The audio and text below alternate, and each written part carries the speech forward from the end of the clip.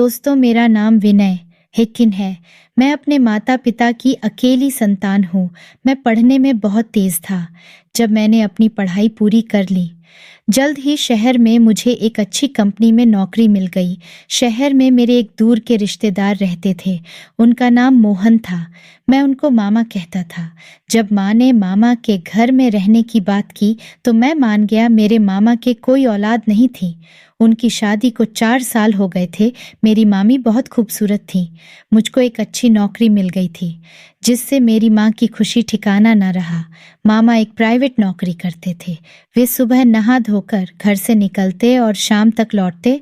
वे बड़ी मुश्किल से घर का खर्च चला पाते थे। मेरी माँ ने अपने भाई से कमरे गुजारिश की थी। कमरे की क्या ज़रूरत है, वह यहीं रह लेगा। भाई के इस जवाब में बहन बोली, ठीक है। दोनों भाई बहनों की बातें सुनकर मैं खुश हो गया।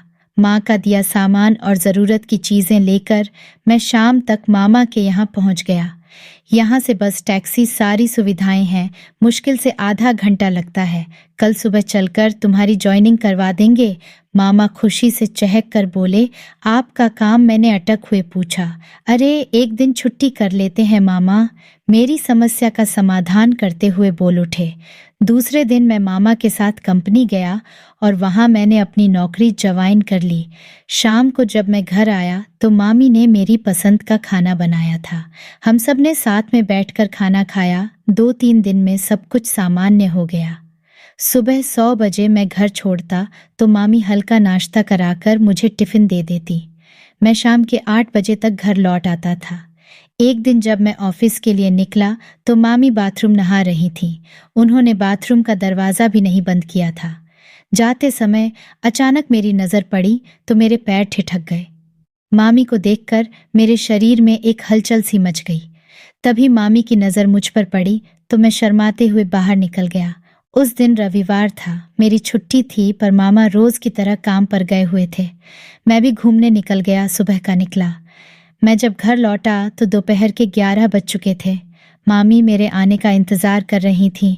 आओ जल्दी खाना खा लो, बस आया कहता हुआ मैं कपड़े बदल कर और हाथ पैर धोकर तौलिया तलाशने लगा।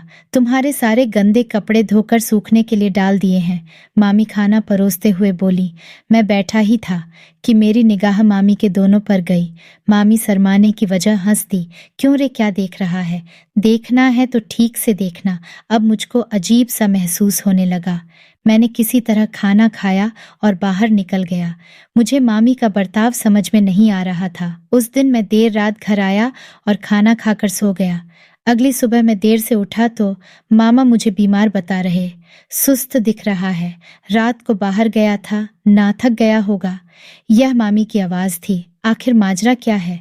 मामी क्यों इस तरह का बर्ताव कर रही है? उस दिन मैं ऑफिस नहीं गया। मैं बिस्तर पर लेटा आराम कर रहा था। तभी मामी ने आवाज़ दी। मैं उठकर गया तो चौंक गया। मामी नहा रही थी। उस दिन चोरी छिपे देख रहा था। अब आ देख ले, कहते हुए उन्होंने दोनों हाथों से पकड़कर मुझे अपने सामने कर दिया। मैंने बाहर भागना चाहा, मगर मामी ने मुझे नीचे गिरा दिया और मैंने भी मामी को दोनों हाथों से कसकर पकड़ लिया। धीरे धीरे हम दोनों एक दूसरे में समा गए।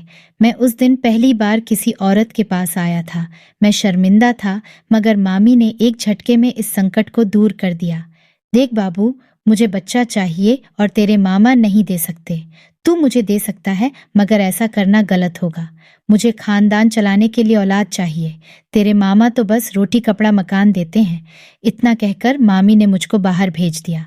उसके बाद से तो जब भी मौका मिलता मामी मुझसे काम चला लेती। उन्होंने मुझे एक बेटी का पिता बना दिया। उसके बाद मामी मुझसे दूर दूर रहने लगी। मेरी समझ में नहीं आ रहा था, अचानक उन्होंने मुझसे दूरी क्यों बना ली। इस दौरान मेरा तबादला दूसरे शहर में हो गया। मामा के यहाँ जाने में मुझे नफरत सी हो रही थी। दूसरी ओर मामी एकदम सामान्य थी, पहले की तरह हंसमुख और बिंदास। एक औरत का ये रूप मुझे अंदर ही अंदर कचोट रहा था। मामी को बच्चा चाहिए था तो गोद ले सकती थी। इतने में माँ चाय लेकर आई। मैं चाय पीने लगा। मुझे चाय का स्वाद कसैला लग रहा था। उनके बारे में सोचकर मुझे गुस्सा आ रहा था।